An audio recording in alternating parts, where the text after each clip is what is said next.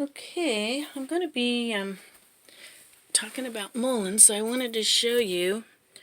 I've got some mullein leaves that I've dried here. Now you can make tinctures, you can make mullein oil.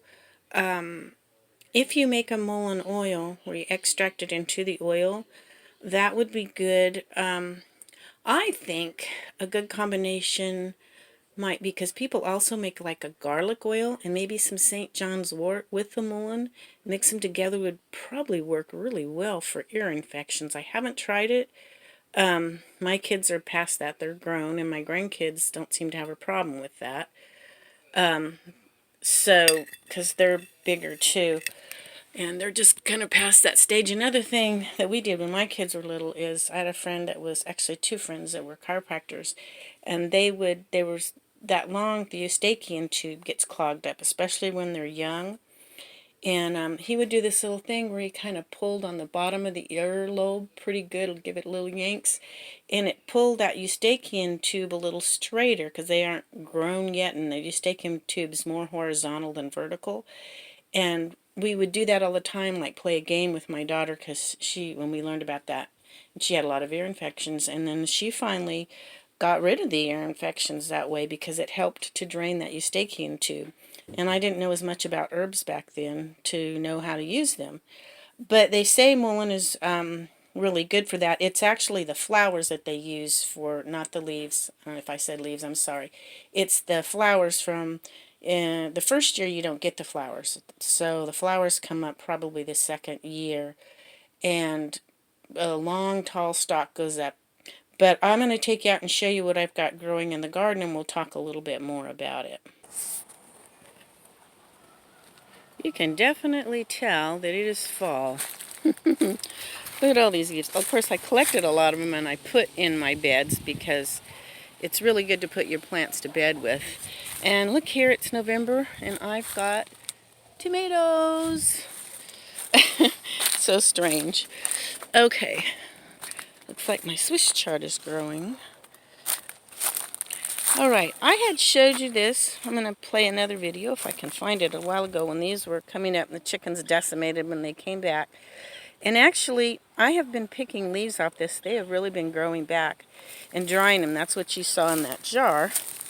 And this is a little one. It was almost totally gone, and then the other ones did die. I had a little line of the plants here I dug up from the mountains and transplanted here. But these are first-year leaves. They're the best to collect and dry before the long stem comes in the second year. I'm kind of interested to see if next year it's going to grow the stem because I transplanted them as little tiny babies. So I don't know what it's going to do next year, but we will see. But I had a really hard time. I had got the seed and tried to plant it, which I think I talked in the earlier when I took it along probably over a month ago, maybe a couple months ago. Time goes by too fast.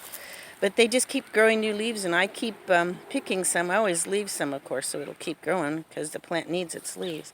Look what's growing right next to it. I'm always talking about curly dock. This is another type of curly dock. It's really pretty. It's got the red in it along the veins, but has pretty much the same properties, I guess, from what I can understand. I love my curly dock, the root and the leaves.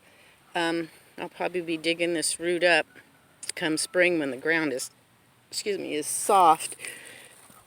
I had wild lettuce too, and my son, when he was helping, pulled it up thinking it was a weed, and decimated it with all the weeds. But had another one over here somewhere.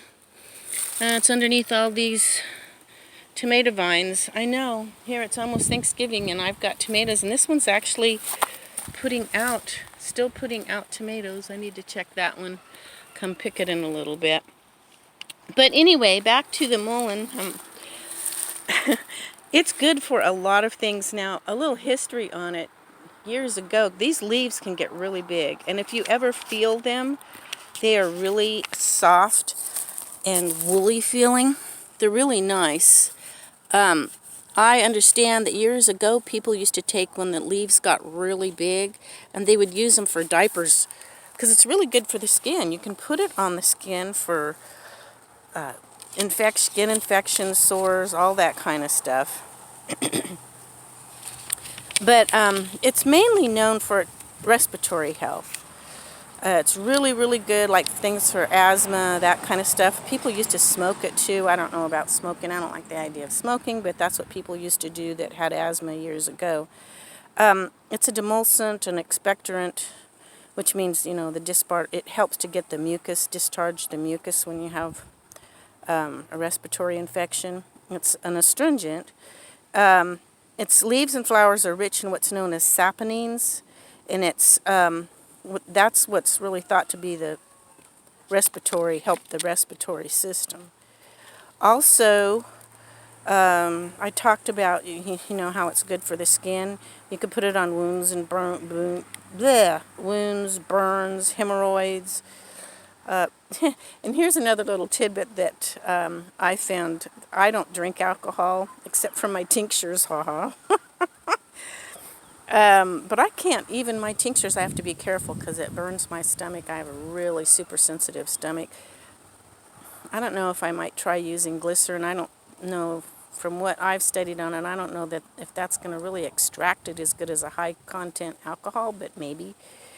I've made Mullein tea and drank when I had a cold, but I don't really know if it's as beneficial as maybe in a tincture. Usually your tinctures are stronger. But a little tidbit I wanted to share about the alcohol was that they use it as a flavoring in some alcohols, which I thought was interesting because I can't really notice that much of a flavor. Maybe it's just me. But yeah, Mullein is great. I am so excited that I have a couple of plants that are growing because my seeds that I had planted in the spring did not do well. I had little plants and they died on me. So anyway, just a little bit about Mullein. Another plant you can add to your garden and play with it, see what you can do with it, and have fun. I love plants. They are the most awesome things. Thank you, Lord, for all the beautiful, wonderful plants that you give us. And thank you guys for watching, and I hope you have a great day.